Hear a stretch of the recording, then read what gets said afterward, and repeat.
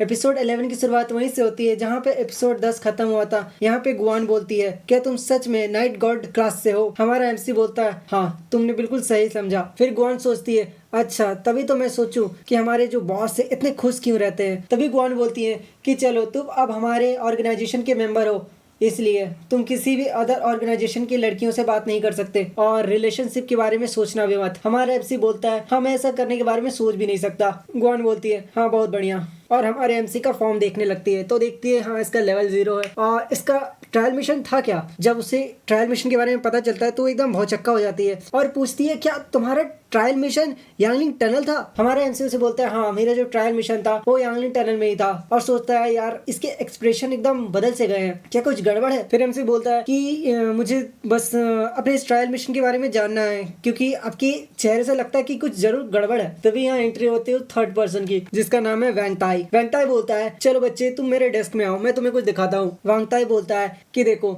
सारे रेम्स तो ठीक है लेकिन ये जो यांगलिंग टनल है वो थोड़ा डिफरेंट है, और ये क्यों डिफरेंट है वो तुम खुद जान लो। यहाँ पर बहुत लंबा चौड़ा भाषण लिखा हुआ था तो मैं आपको समराइज करके बता देता हूँ कि जो यांगलिंग टनल है वो अब तक का सबसे खतरनाक टनल है और इस टनल में से एक भी व्यक्ति अभी तक सरवाइव नहीं किया है। यानी कि जो लोग भी यहाँ पे गए हैं ना वो हमेशा मर चुके हैं। केवल हमारा एमसी जो कि हमारा मेन कैरेक्टर है वही अभी तक सरवाइव करके बचा है, यानी कि केवल एक व्यक्ति जो कि हमारा एमसी है। जब हमारे मेन कैरेक्टर को ये पता चलता है कि यहाँ पे एक व्यक्ति भी अभी तक सरवाइव नहीं किया है, उसका हाल बहुत ही भौचक्का हो जाता है और सोचता है यार कैसे कैसे हो सकता है, क्या सच में जो यांगलिंग टनल इतना खतरनाक है? और तो फिर मैं वहाँ से कैसे निकला? और यहाँ पे ये भी लिखा था कि सबसे खतरनाक जो अभी तक रिपोर्टेड किया गया है वो ए रैंक का, लेकिन मुझे एस रैंक का डिफिकल्टी लेवल मिला था, यानी कि मैंने सबसे ज्यादा खतरनाक चीज को सर्वाइव किया। सीन शिफ्ट होता है बुड्ढे की तरफ। बुड्ढा सुट्टा फूकते हुए बोलता है, एक नाइट गॉड जिसका बैकग्राउंड एकदम क्लियर है और एकदम सही टाइम पे मेरे पास आया है, ऐसा लगता है कि भगवान ने उसको मेरे पास भेजा है। तभी गुआन वहाँ पर दरवाजा तोड़ते हुए आ जाती है और डायरेक्ट बोलती है चीफ से,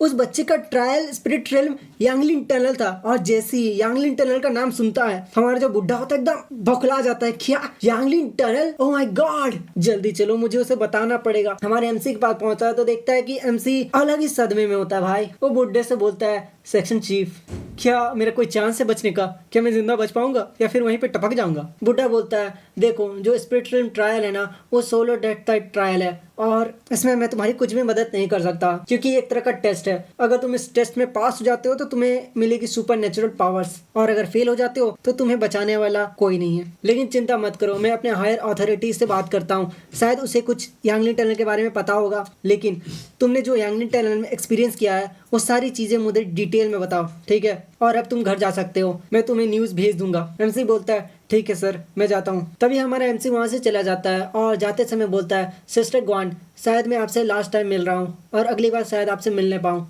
ग्वान बोलती है, चिंता करने की कोई बात नहीं है, तुम जरूर वापस आओगे, मुझे पूरा विश्वास है। तो अब जाओ गाड़ी के अंदर बैठो और चुपचाप से फूट लो। हमारा एमसी बोलता है, अच्छा ठीक है जा रहा हूँ यार, अब मरने का टाइम आ ही गया है तो मैं क्या ही कर सकता हूँ। ग्वान उस पर हाथ रख के बोलती है, चिंता मत करो, जो सेक्शन चीफ है ना वो जरूर से जरूर कुछ करेंगे, तुम बस अपना बेस्ट देना, गुड लक। एमसी बोलता है थैंक यू। और यहीं पे हमारा एपिसोड 11 खत्म हो जाता है। तो आगे और भी मजा आने वाला है और चैनल को सब्सक्राइब जरूर कर दीजिएगा।